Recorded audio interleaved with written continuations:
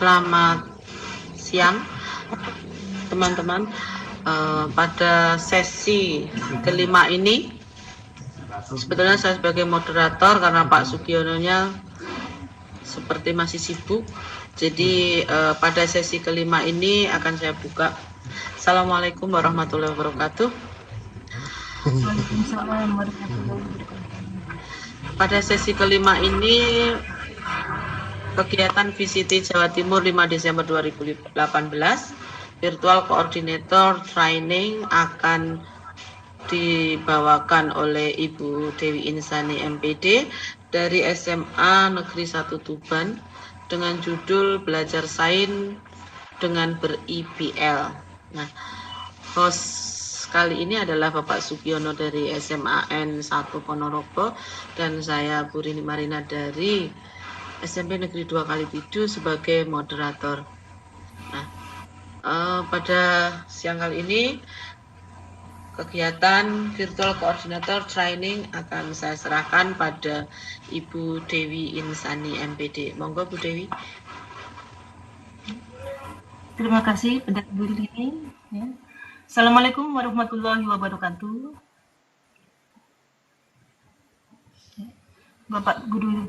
Bapak Guru hebat se-Indonesia, perkenalkan, izinkanlah kami ya Dewi Insani dari SMA Negeri Tuban untuk menyampaikan sedikit pengalaman dan pengetahuan tentang belajar sains dengan ber-IPL. Sebenarnya pada kesempatan ini saya agak malu nih ya karena saya lihat banyak guru hebat yang ada dan hadir mengikuti kegiatan ini. Yang saya sampaikan mungkin sesuatu pengetahuan yang biasa saja yang sudah banyak diketahui oleh Bapak Ibu semuanya. Tapi tidak ada salahnya saya berbagi pendapat tentang sains dan IPL. Mengapa saya mengambil judul ini? Karena menurut saya meskipun saat ini lagi ngetrennya STEM ya, tapi menurut saya IPL juga masih perlu digunakan dalam pembelajaran, terutama khususnya belajar sains. Mengapa demikian? Untuk sains ya, atau biasa dikenal sebagai IPA, di SMP dengan mapel IPA, kalau di SMA ya bisa fisika, kimia, biologi, ataupun mapel yang lainnya yang bisa diajarkan dengan keterampilan saintifik ya. Itu bisa dibagi menjadi sebuah proses dan penelitian atau pengetahuan. Sebagai contoh, di fisika itu ada salah satu ahli yang kita kenal dengan nama Newton ya. Jadi Newton itu terkenal dengan hukum gravitasi Newton. Nah, hukum gravitasi Newton itu merupakan suatu pengetahuan atau produk ya. Tapi untuk mencapai itu tidak serta-merta ada ya. Artinya hukum tersebut tidak serta-merta muncul, tapi melalui proses ya. Berawal dari jatuhnya buah apel dari pohonnya yang waktu itu membuat aku ngerekam kok jadi paten ya berpikir kenapa ya kok apel itu bisa jatuh ke bawah, jatuhnya kok ke bawah kok nggak ke atas gitu. Jadi artinya ada proses yang terjadi sebelum menghasilkan sebuah pengetahuan gitu. Nah dari situ maka kita hendaknya dalam belajar sains juga demikian ya. Ada proses yang dilakukan. Jadi tidak hanya semerta-merta belajarnya itu dalam bentuk pengetahuan saja atau istilahnya hanya teoritis saja. Nah, apa saja proses yang dilakukan ya? Bisa berupa observasi, pengumpulan data, klasifikasi, eksperimen ya. Di mana dari proses observasi itu bisa menghasilkan fakta, dari pengumpulan pencatatan data bisa menghasilkan data, dan klasifikasi itu menghasilkan konsep ya. Kalau dari kegiatan eksperimen akan menghasilkan hukum, prinsip, dan aturan. Jadi dari penjelasan ini tadi kita harus yakin, terutama semua guru sains, guru IPA, bahwa proses belajarnya sains itu harus tidak semerta-merta hanya berupa teoritis ya. Langsung dikasih teorinya kemudian diberi contoh soalnya terus mengerjakan, tapi harus ada proses yang dilakukan. Pada K13 kita mengenal ada beberapa model pembelajaran yang dianjurkan, beberapa pembelajaran saintifik. Di antaranya adalah model pembelajaran discovery, kemudian model pembelajaran project based learning, dan model pembelajaran adalah problem based learning. Bagaimana dengan IBL ya? IBL yang akan saya bahas ini adalah dikenalkan pertama kali oleh Wenning ya, Dr. K.J. Wenning yang mengajar di Illinois State University of America. Jadi menurut Wenning, IBL itu memiliki step-step ya, atau tahapan-tahapan yang harus dilakukan ya. Yang pertama adalah discovery learning, kemudian interactive demonstration, selanjutnya inquiry lesson, dan berikutnya adalah inquiry laboratory. Yang kelima adalah real world application, dan yang keenam adalah hypothetical inquiry. Kalau kita lihat namanya inquiry, kayaknya tidak jauh beda dengan discovery. Discovery, model pembelajaran discovery yang selama ini sudah dikenal Bapak Ibu. Padahal kalau kita mau belajar lebih lanjut tentang IBL itu ada perbedaan step-stepnya itu ya. Mungkin yang dilakukan Bapak Ibu selama ini tidak jauh berbeda yang dilakukan di IBL, hanya tahapan-tahapannya lebih bertahap gitu. Jadi tidak serta-merta. Jadi kalau pada model discovery mungkin setelah mendapat konsepnya selesai gitu ya. Setelah siswa menemukan konsepnya sudah selesai. Dan juga untuk problem based learning, siswa langsung mendapat masalahnya apa, kemudian melakukan kegiatan, setelah itu selesai. Atau yang project based learning, langsung melihat permasalahannya, kemudian melakukan project, dan setelah itu selesai. Kalau IBL itu betul-betul bertahap ya. Jadi untuk discovery learning itu dimulai discovery learning. Apa yang dilakukan siswa? Apa yang dilakukan peserta didik ketika discovery learning ya? Jadi di sini dikatakan discovery learning adalah peserta didik membangun konsep berdasarkan pengalaman langsung. Gitu. Jadi siswa atau peserta didik tidak mendapatkan konsepnya langsung dari buku, ya, tapi dari pengalaman langsung. Gitu. Sehingga apa yang dilakukan oleh guru ketika proses ini, ketika tahap ini, dalam fisika biasanya contohnya yang sudah saya lakukan itu contohnya ketika materi hukum Hooke ya, atau getaran gitu, maka langkah yang dilakukan adalah guru membawa seutas tali, diberi bandul, digantung pada statif. Gitu. Kemudian kita lihat bagaimana reaksi siswa. Kalau siswa masih belum bereaksi, saya yakin ketika diberi gambaran seperti itu, siswa akan timbul pertanyaan, ini gurunya mau ngapain gitu. Nah, jadi dengan yang dilakukan guru itu akan menimbulkan pertanyaan-pertanyaan bagi siswa. Gitu. Nah, saat itulah maka diharapkan ada proses berpikir. Seandainya siswa masih belum bereaksi atau belum bertanya apa-apa, guru bisa meningkatkan lagi. Misalkan bandul tadi ya, tali diberi beban tuh, atau bandul ayunan itu ditingkatkan lagi. Misalkan beberapa bandul digantung pada seutas tali, ya, sehingga apa yang disajikan guru di depan kelas itu menimbulkan pertanyaan bagi siswa. Jadi diharapkan guru tidak langsung memberikan materinya, tetapi biarkan siswa yang bertanya, timbul pertanyaan dalam pikiran siswa.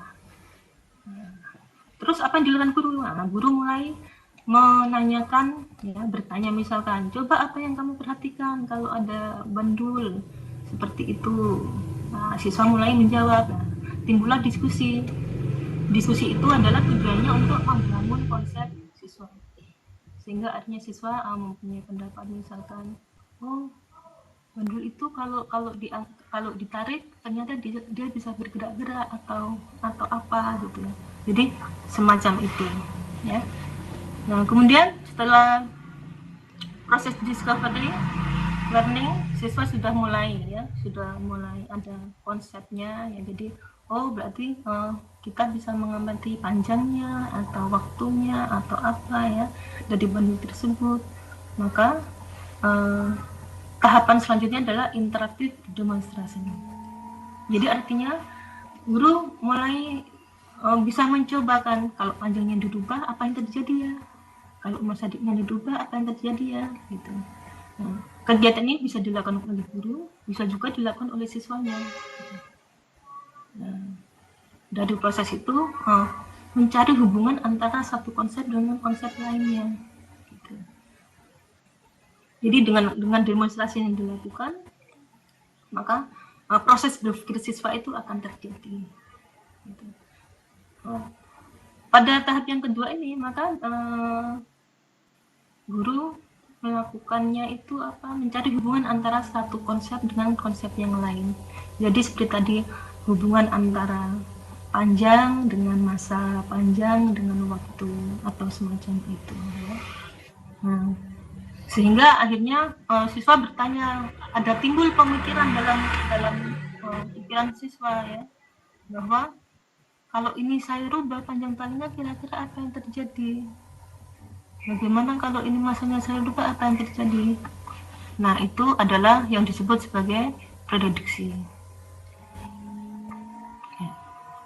Nah, kalau sudah mencapai tahap yang kedua, untuk selanjutnya tahap inquiry learning. Maksud saya inquiry listening. Jadi pada saat ini siswa sudah bisa menyimpulkan apa yang dilakukan tadi dari percobaan sederhana yang dilakukan. Siswa dan guru berdiskusi ya, menghasilkan suatu konsep ya, menghasilkan suatu hubungan antara konsep-konsep tadi. Jadi semacam rumus tapi masih sangat sederhana ya.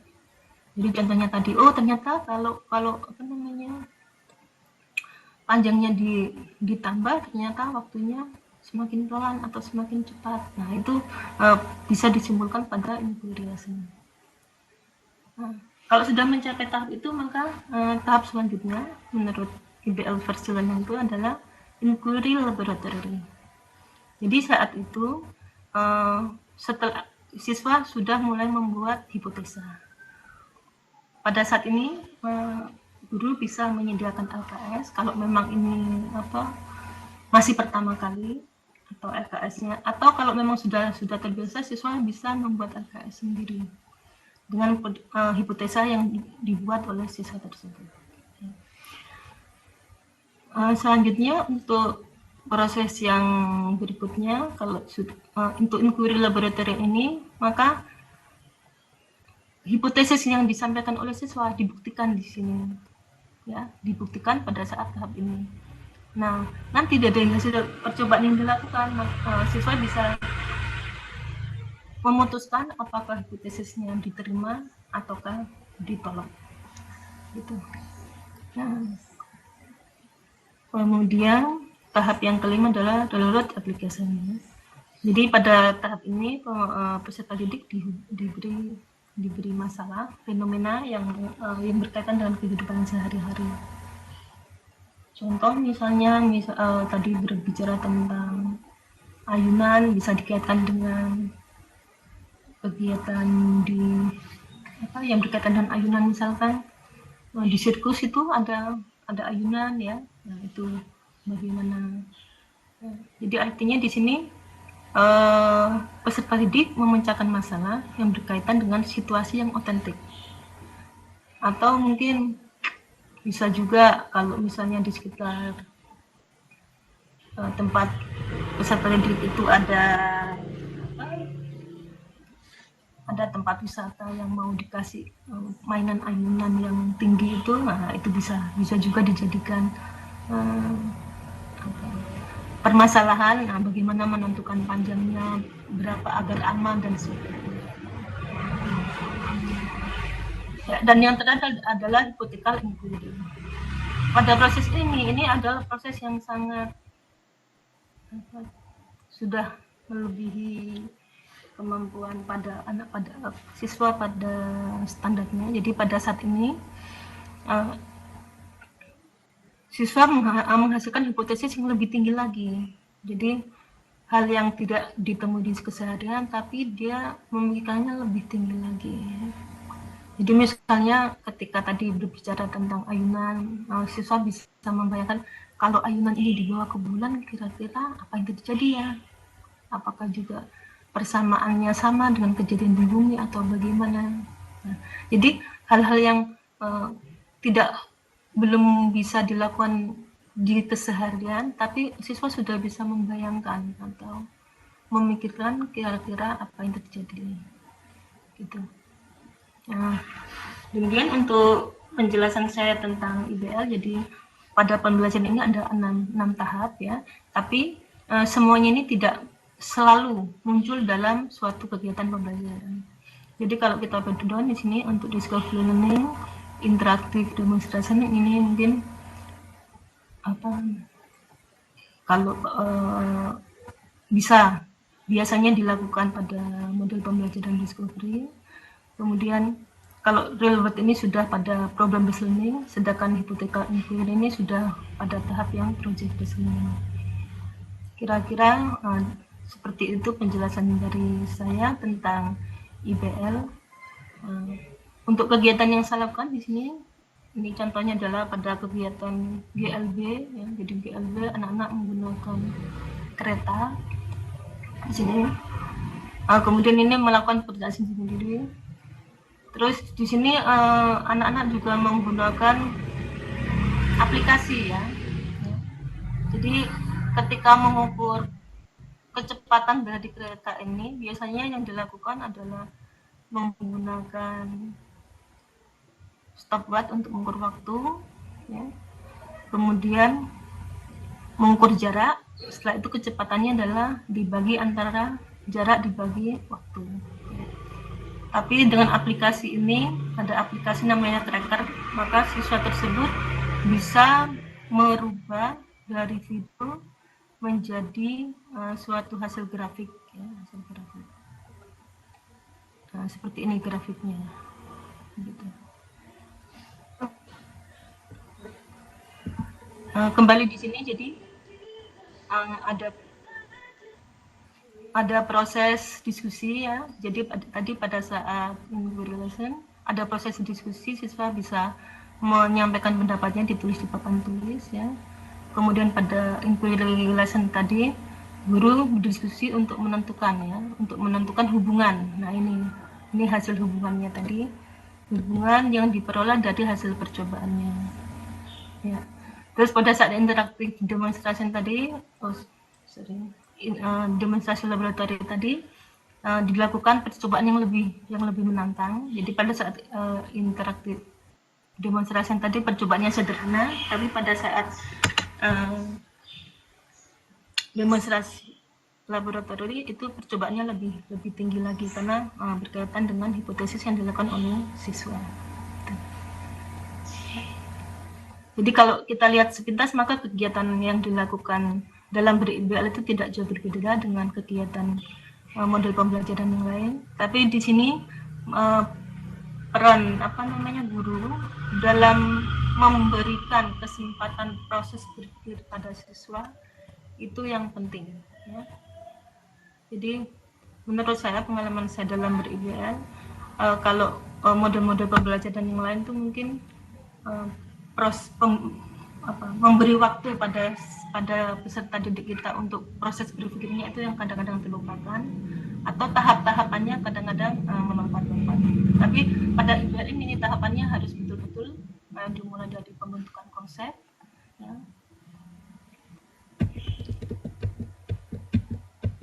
dimulai dari pembentukan konsep yang berdasarkan pengalaman langsung, kemudian mendemonstrasikan fenomena yang sederhana, kemudian mengidentifikasi prinsip dari hubungan yang ada, setelah itu membuktikan hipotesis yang dimiliki oleh siswa. Nah, kalau misalkan masih memungkinkan siswanya untuk berpikir, maka dia bisa dilanjutkan pada real world application. Tapi pada umumnya yang pengalaman saya biasanya itu terhenti sampai tahap keempat, karena memang kondisi anak-anak, artinya tidak setiap materi yang kita sampaikan itu bisa mencapai tahap yang lebih lanjut gitu. Tapi secara umum mencapai 4 tahap ini. Tapi ada juga beberapa materi tertentu yang bisa mencapai tahap relevant. Dan untuk yang mencapai tahap hipotesis inquiry ini yang kadang-kadang kita susah ya, karena tidak semua materi bisa mencapai. Demikian penjelasan dari saya. Mungkin ada diskusi yang bisa ditanyakan oleh Bapak Ibu sehubungan pengalaman saya dalam ber-IBL.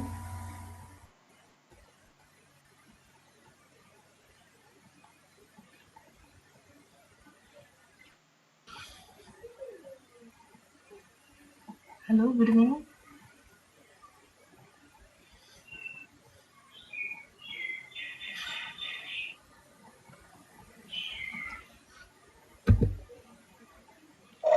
Iya, Bu Dewi. Ya, silakan kalau ada diskusi dari peserta yang lainnya. Demikian yang saya sampaikan tentang IBL yang saya ketahui. Monggo kalau ada diskusi yang ingin disampaikan oleh Bapak Ibu.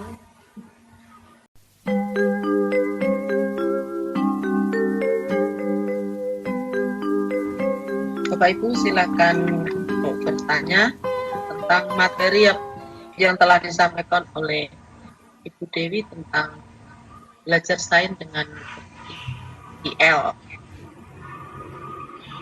Mungkin pengalamannya Bu Dewi selama mengajar sains dengan ber-IBL, sesuatu yang menarik dari IBL itu, Bu?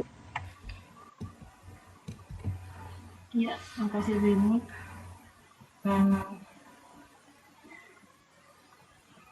Kalau itu tadi pengalaman yang saya alami ketika kita ber-IBL itu proses berpikir anak itu lebih diperhatikan.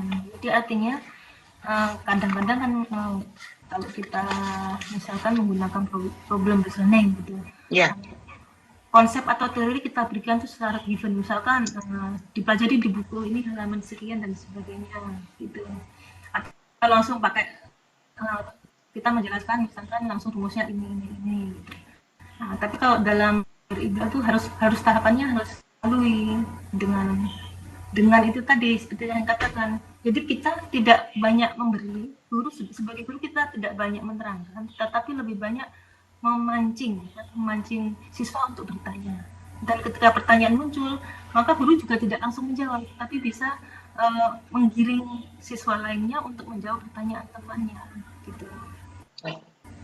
Itu proses itu memang tidak mudah, ya.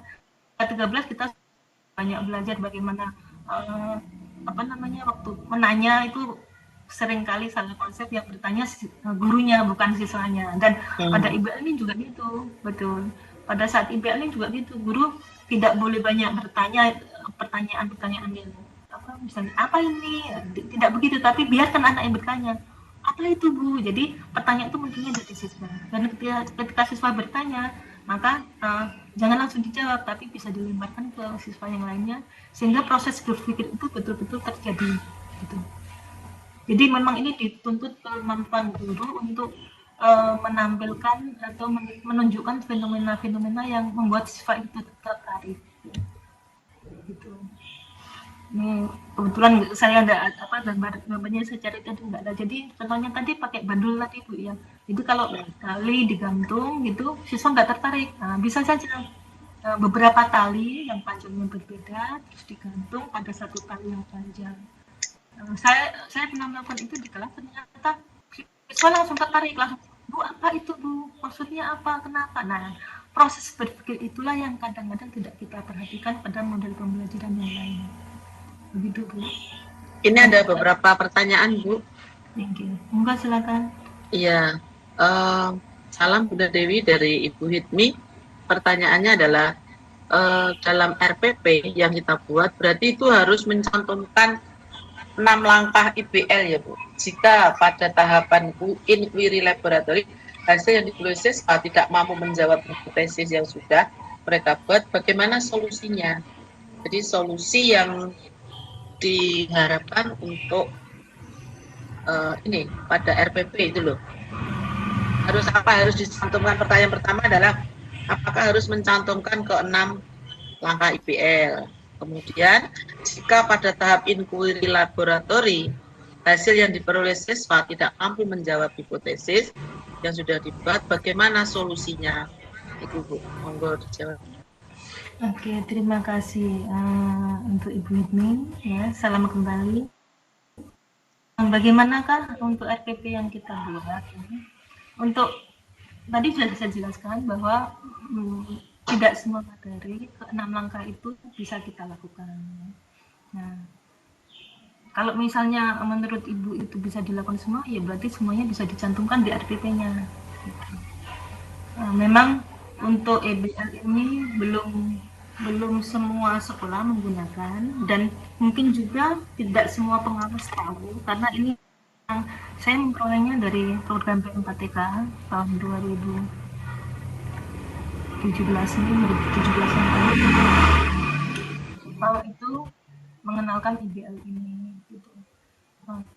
Apakah harus dicantumkan di RPP? Iya, boleh dicantumkan karena memang untuk IBL ini tidak jauh berbeda dengan K13, artinya tidak menyalahi K13.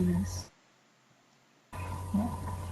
Terus untuk pertanyaan tentang inquiry laboratori tadi, misalnya tidak mampu menjawab, saya kira hipotesis yang dibuat oleh siswa itu adalah hipotesis yang berdasarkan dengan dasar teori. Dasar teori yang mana? Dasar teori yang sudah dibangun oleh siswa pada tahap sebelumnya. Begitu.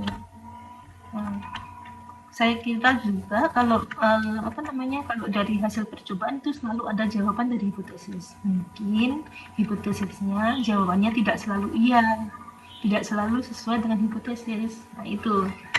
Nah bisa saja kan hipotesis berhasil, bisa juga ditolak, gitu kan ya Bu ya. Bagaimana kalau ditolak? Nah, kalau ditolak berarti kita harus mengawal ya apa yang dilakukan oleh siswa sehingga hipotesis tadi ditolak. Kita lihat apakah langkah yang dilakukan mereka itu memang sudah benar atau ada konsep-konsep yang masih belum sesuai gitu. Ya. Itulah pentingnya pada tahap ketiga tadi, pada tahap inquiry lesson. Di sini peserta harus betul-betul diluruskan konsep yang dipahami. Jadi seperti tadi saya contohkan pada ayunan itu massa kan tidak terpengaruh. Ya. Massa tidak berpengaruh. Tapi kadang-kadang siswa itu menganggap massa berpengaruh. Nah, itu yang harus kita luruskan. Jadi artinya pada saat inquiry lesson, materi konsep yang dimiliki oleh siswa kita arahkan sehingga siswa betul-betul sesuai dengan konsep yang sudah kita pahami, sesuai dengan teori-teori yang sudah kita tahu. Jadi artinya guru harus punya teori yang benar bagaimana. Nah, tapi siswa diarahkan untuk menemukan teori atau konsep itu tadi dari pengalaman secara langsung. Begitu kira-kira Bu ini jawabannya apabila hipotesis yang mereka buat ternyata ditolak. Saya kira kalau guru fisika tahu tidak semuanya percobaan itu berhasil ya. Makanya kita harus kawal dan kita cari bersama-sama apa penyebab kegagalan tersebut. Ya, pertanyaan selanjutnya ini Bu, masih dari Bu Hidmi. Berapa kali pertemuan untuk menyelesaikan tahap IPL ini? Iya. Terima kasih Bu Hidmi masih tertarik untuk membahas tentang ini ya. Jadi untuk EBL ini tidak selalu diselesaikan dalam satu kali pertemuan ya. Kita tahu bahwa itu tergantung dari materinya masing-masing. Untuk discovery learning ini biasanya dilakukan dalam waktu yang sekitar bisa 15 menit atau sampai setengah jam. Itu tergantung siswanya juga, tergantung juga fenomena yang kita angkat ya. Kemudian juga untuk interaktif demonstrasi ini kita melakukan percobaan. Jadi melakukan percobaan, tapi percobaan yang masih sederhana.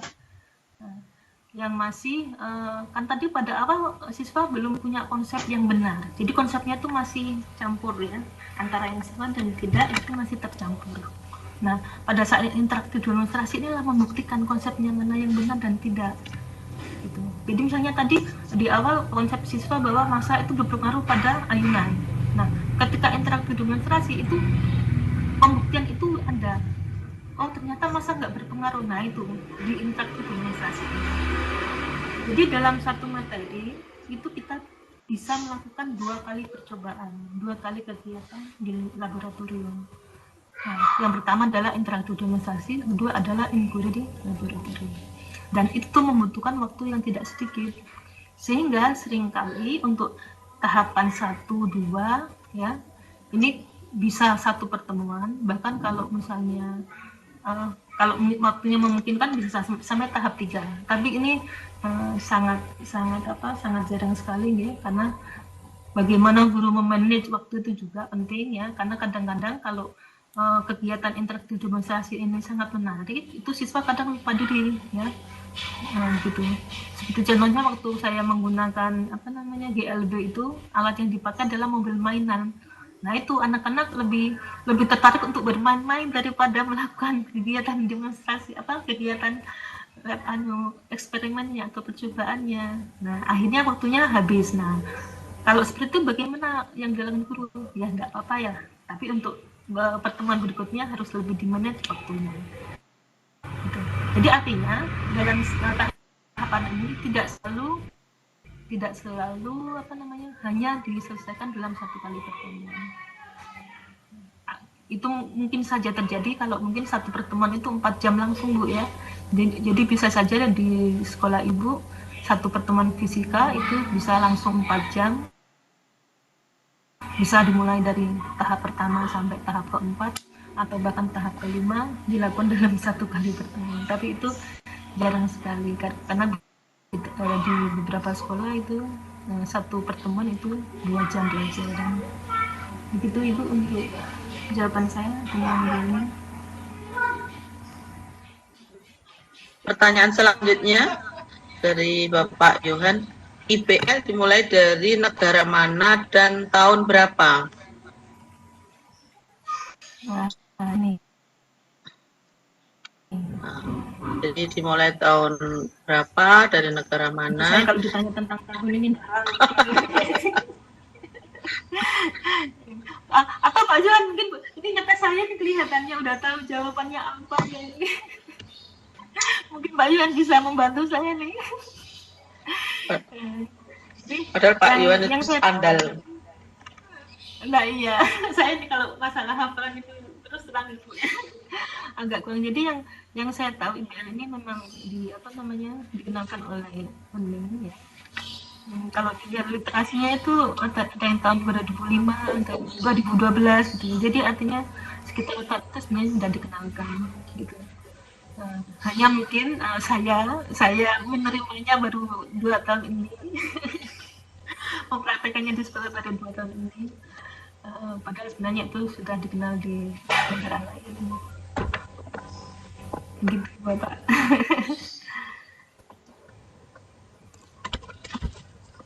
Mungkin ada pertanyaan lagi dari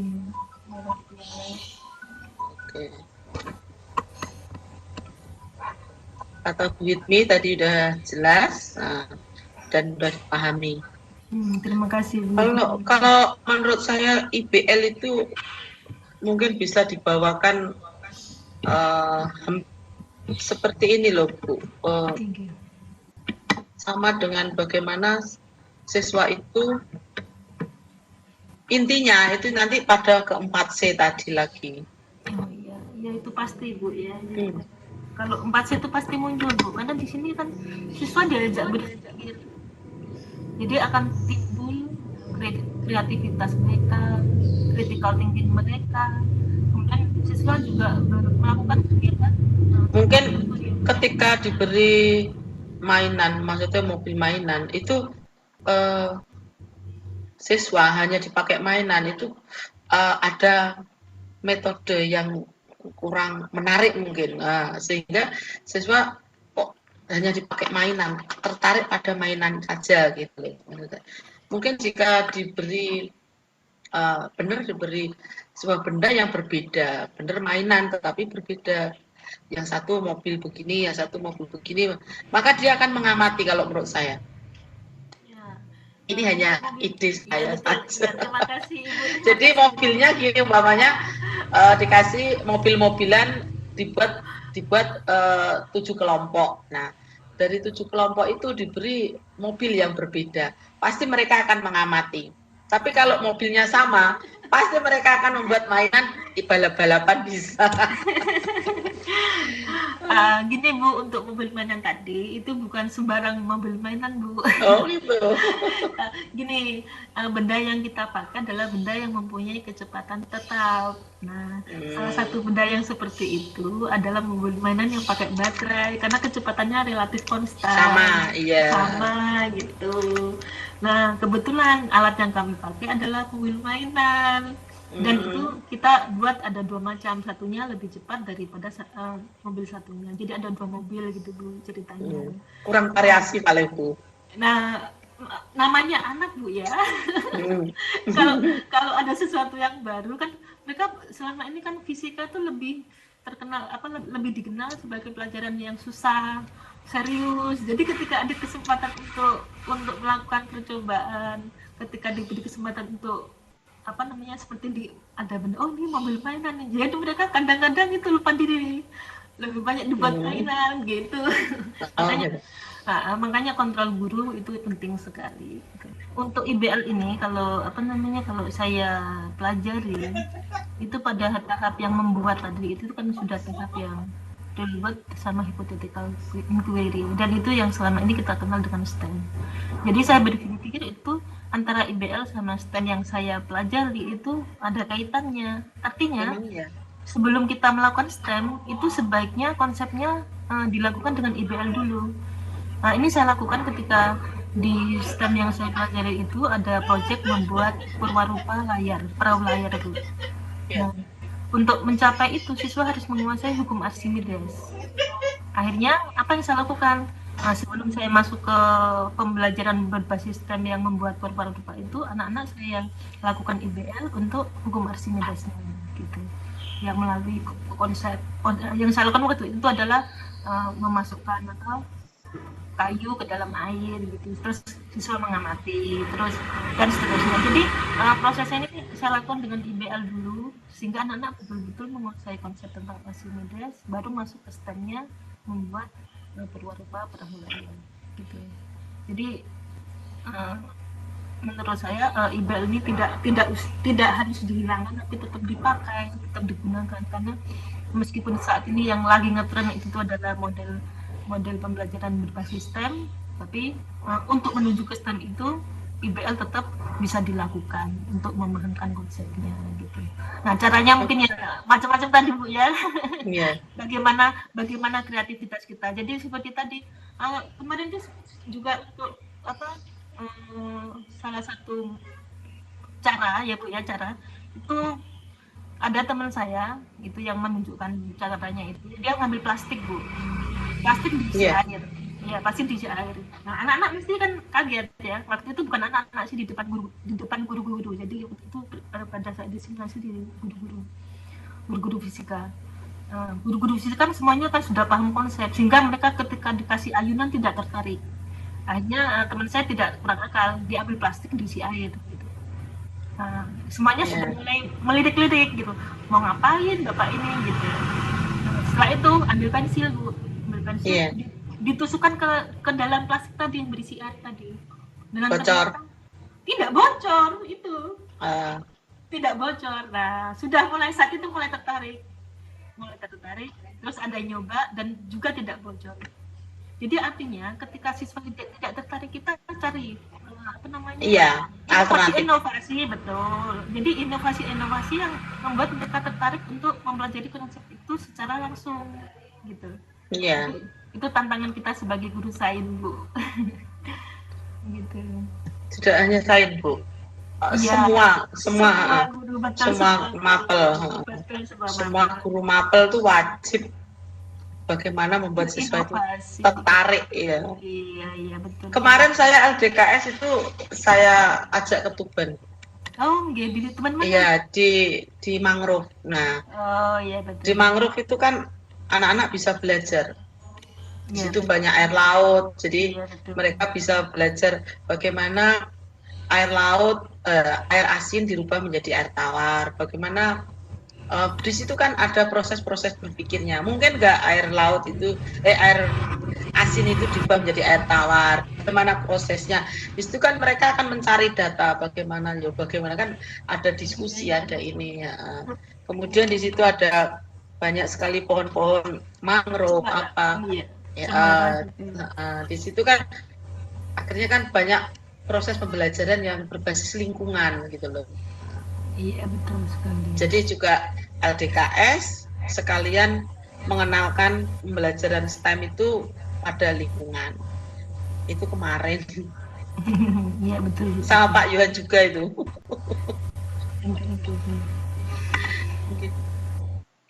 Monggo Bapak Ibu kalau ada yang bertanya. Bertanya ya Pak. Chatnya enggak ada.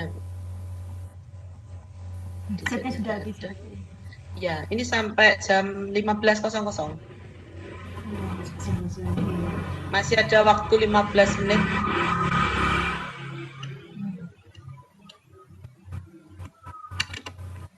Ya. Sambil menunggu mungkin saya bisa bercerita pengalaman saya. Iya, monggo Bu. Ya, kebetulan kemarin saya berkesempatan ke Pontianak Bu, itu apa namanya, berbagi ilmu dengan guru-guru di sana. Jadi setelah kita mengenalkan IBL itu mereka rata-rata tertarik dan timbul ide-ide seperti misalkan untuk listrik gitu ya. Jadi pada percobaan pertama mencari hubungan antara arus dengan hambatan gitu. Setelah itu untuk percobaan yang kedua mencari hubungan antara rangkaian seri sama rangkaian. Jadi intinya IBL ini hanya bisa dilakukan pada satu materi tapi ada beberapa banyak materi yang bisa dilakukan di situ. Saya kira untuk pelajaran yang lain juga bisa dilakukan. Jadi konsep dari IBL ini bagaimana kita menanamkan konsep secara langsung ya. Jadi kalau untuk mapelan mungkin seperti biologi bisa langsung diajak ke taman untuk mengenal bunga-bunga atau tanaman yang ada di sekitar sekolah, atau mungkin bunganya yang dibawa ke lab. Jadi yang penting siswa itu bisa merasakan secara langsung menggunakan indranya ketika memahami konsep tersebut. Jadi kalau kita menampilkan di kelas itu kan anak bisa memegang, bisa merasakan ya, bisa merasakan ini kasar halusnya, baunya dan sebagainya, itu akan menanamkan konsep anak lebih dalam di dalam pikirannya. Itu yang penting, mungkin kadang-kadang kita lupa. Apalagi sekarang ini kan lagi zamannya IT Bu ya, kadang-kadang lebih senang pakai video, pakai animasi, itu dianggap itu bisa menggantikan pengalaman langsung yang dimiliki oleh anak-anak. Itu yang menurut saya kadang-kadang kurang pas. Boleh kita menggunakan animasi, boleh kita menggunakan video-video ketika pengalaman langsung tidak bisa dilakukan. Contoh dalam fisika itu misalkan pembelajarannya tentang teori bom atom gitu kan, nggak mungkin bom atomnya dibawa ke kelas. Maka itu bisa menggunakan tayangan-tayangan gitu. Tapi selama itu masih bisa dilakukan secara langsung, maka harapannya ya dilakukan secara langsung sehingga konsep berpikir anak itu betul-betul dilakukan oleh anak itu. Iya. Itu pendapat kami Bu. Sama Bu. Ketika pembelajaran, nah ini ada pertanyaan dari siapa ini? Dari Pak Bambang. Dalam dimensi kognitif, siswa diawali pada tataran faktual, konseptual, prosedural, dan metakognitif. Kalau dilihat terdapat analognya dengan IBL, mungkinkah kita saat IBL sekaligus mengembangkan dimensi kognitif ini? Iya. Terima kasih Pak Bambang ya. Jadi dimensi kognitif di sini kan ada faktual, konseptual, prosedural, dan metakognitif. Ya.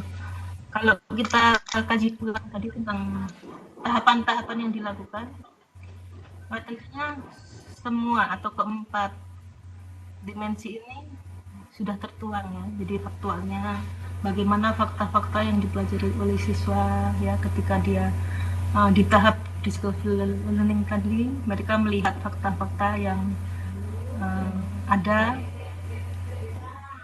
seperti misalkan kalau apa tadi contohnya tentang getaran, maka faktanya apa? Oh, faktanya kali kalau di ayun akan bergerak ya, bergerak teratur ya, atau melakukan gerak harmonis. Jadi untuk faktualnya saya kira juga ada. Terus konseptualnya juga bisa muncul setelah melakukan ya. Ini tadi saya ulangi lagi. Jadi untuk konseptualnya bisa muncul ya, konsep-konsep apa yang digunakan pada pembelajaran IBL tersebut ya. Jadi tadi contohnya misalkan pada getaran tadi, konsepnya mengenai getaran itu sendiri ya, bagaimana konsep tentang periode, bagaimana konsep tentang hubungan antara panjang dengan periodenya ya, itu saya kira juga muncul. Kemudian untuk proseduralnya berarti kan mereka melakukan percobaan kegiatan di laboratorium, maka ada kegiatan prosedural yang dilakukan ya, tahapan-tahapan yang dilakukan ketika melakukan percobaan itu adalah suatu kegiatan yang prosedural. Nah, sedangkan untuk metakognitifnya itu akan muncul ketika siswa sudah melalui pada tahap yang real world application dan hypothetical inquiry ya. Jadi pada saat itu maka siswa sudah mulai berpikir tingkat tinggi, mereka menganalisis, kemudian memprediksi, bahkan mungkin kan bisa pada tahap menciptakan, dan itu sudah merupakan pada tahap metakognitif. Begitu Pak Bambang ya, penjelasan dari saya. Mungkin kalau ada tambahan dari Bapak Ibu silakan kita diskusi ya. Saya sebagai pemateri mohon jika yang kami sampaikan tidak terlalu banyak karena lebih banyak diskusi yang kita lakukan ya. Mudah-mudahan yang kami sampaikan ini bisa membuka wawasan Bapak Ibu semuanya, terutama guru-guru sains, untuk tetap memberi kesempatan anak-anak kita berpikir ya, berpikirnya secara berproses dengan pengalaman secara langsung sehingga akhirnya menimbulkan pemahaman konsep yang mereka miliki. Saya Dewi Insani dari SMP Negara 1 Tuban, mohon diri. Terima kasih.